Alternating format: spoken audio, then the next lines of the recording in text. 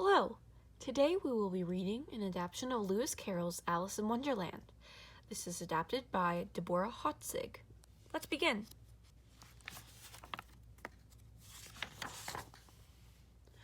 One hot summer day, Alice was lying down by the river with her sister.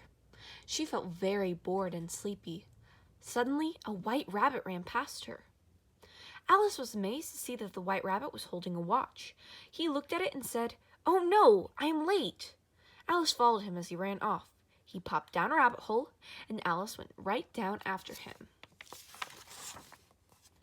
Alice fell down the rabbit hole. She passed bookshelves, jars of jam, and maps. "I wonder how many miles I have fallen," Alice asked aloud. "I wish my cat Dina were here with me." Thump! Alice landed on a pile of leaves. She saw the white rabbit running down a long hall, and she chased after him. But he turned a corner and disappeared. There were doors all round the hall. Each of them was locked. Alice noticed that one door was the size of a tiny rat hole. Then she saw a tiny golden key on a glass table. She took the key, kneeled down, and unlocked the tiny door. Through the doorway she could see a beautiful garden. "Oh, I wish I could go in," said Alice, but of course she was much too big. So she locked the door and stood up. When Alice put the key back on the table, she noticed a bottle. It had not been there before. The label read, "Drink me." "What if it is poison?" she asked wisely. But the label did not say poison, so she tasted it. Cherry pie and roast turkey," said Alice. Then she drank it all up. Suddenly, Alice began to shrink. Soon, she was just the right size to go through the tiny door and into the garden. But the door was locked and Alice was too small to reach the key up on the table. Poor Alice cried and cried. As Alice wiped her tears, she noticed a tiny piece of cake. It was in a glass box under the table. There were 2 words on the cake: "Eat me." "Maybe this will help," said Alice as she took a bite. Alice began to grow bigger. She grew and grew until she was 9 feet tall. Now Alice could easily reach the key, but she was too big to fit through the tiny door. Alice began to cry again. This time her tears were so huge they made a pool of water.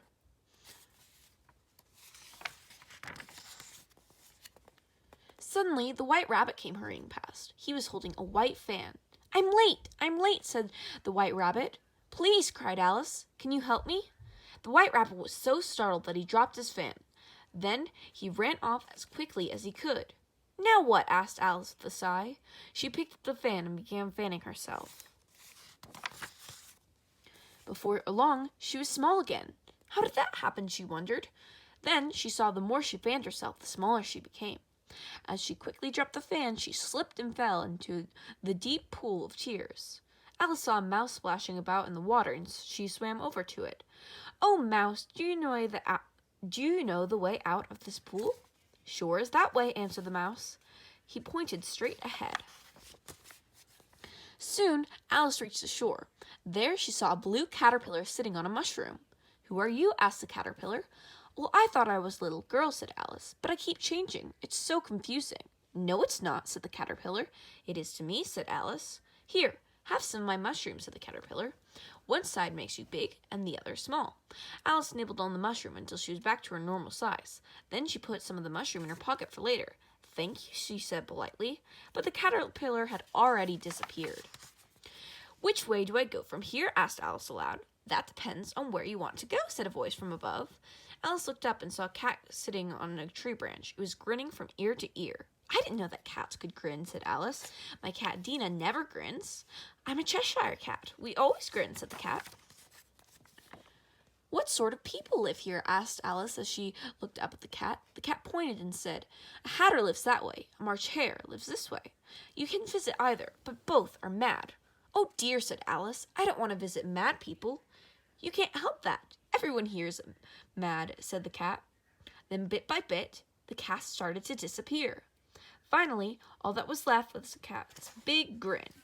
"I've seen many cats without grins, but I've never seen a grin without a cat," said Alice, and off she went. Soon, Alice came to the Mad Hatter's house. The Hatter and the March Hare were having a tea party. There was a Dormouse who was fast asleep. They were all crowded into one corner of a long table. Alice went to sit down. "No room, no room," they said to Alice. "Nonsense," said Alice, taking a seat. "There's plenty of room." "Have more tea," said the Hatter. "But I haven't had any yet. I can't take more." "You mean you can't take less," said the Hare. Alice was very confused. "I have a riddle for you," said the Hatter. "Oh, I love riddles," said Alice. "Why is a raven like a writing desk?" he asked. Alice thought and thought. "I give up," she said at last. "What's the answer?" "I have no idea," said the Hatter. Alice stood up and said, "This is the worst party ever." Then she stomped off into the woods. Alice stopped at a tree with a door in its trunk. "How curious," she said as she stepped inside. Now she was back in the hall with the tiny door. The golden key was still on the glass table. Alice picked it up and unlocked the little door. Then she nibbled on the mushroom that was in her pocket. Alice began to shrink. Soon she was just the right size to enter the garden. The garden was filled with flowers, trees, and fountains. There were also two very strange gardeners.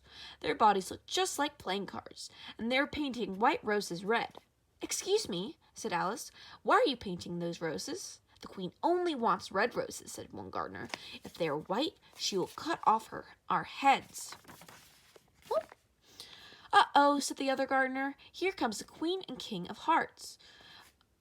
Their soldiers are coming too." The soldiers looked just like the gardeners. The queen was very angry whenever she saw that some of the roses were still white. She pointed at the gardeners and screamed, "Off with their heads!" But then the queen saw Alice and forgot all about the gardeners. "Who are you?" shouted the queen. "I am Alice, your majesty," she answered. "Can you play croquet?" asked the queen. "Yes, of course," said Alice. "Then let's play," yelled the queen. The balls were live hedgehogs. The mallets were flamingos. Alice had a hard time playing. The ball wouldn't stay still, and the flamingo kept twisting its long neck to stare at her. Alice couldn't help but laugh. Alice had never played at croquet like this before, and strangest of all, the queen kept screaming, "Off with their heads!" Then someone called out, "The trial is about to start." "What trial?" wondered Alice aloud. Alice went to the court. The queen and king were on their thrones. The white rabbit was there too. There was a large dish of tarts. The king asked, "What is the crime?" The white rabbit blew his trumpet. Then he read from a scroll.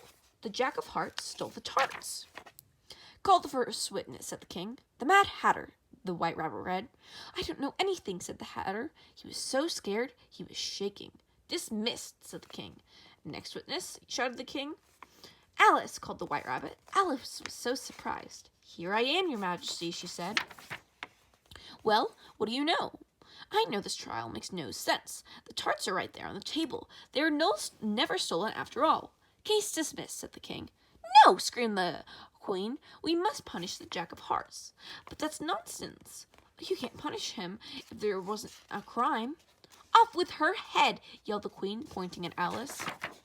The soldiers marched towards Alice. Then Alice shouted at the queen, "This is the silliest trial I've ever saw. I'm not afraid of you or your soldiers. They are just a pack of cards." The soldiers were furious.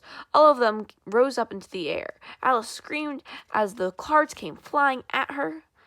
Alice waved her arms to push the cards away and found herself on a riverbank. Her sister had gently brushed away some of the dead leaves that had fallen on Alice's face. "Wake up, Alice dear," said Alice's sister. "You've had such a long nap." Alice rubbed her eyes and said, "Oh, what a strange dream I had."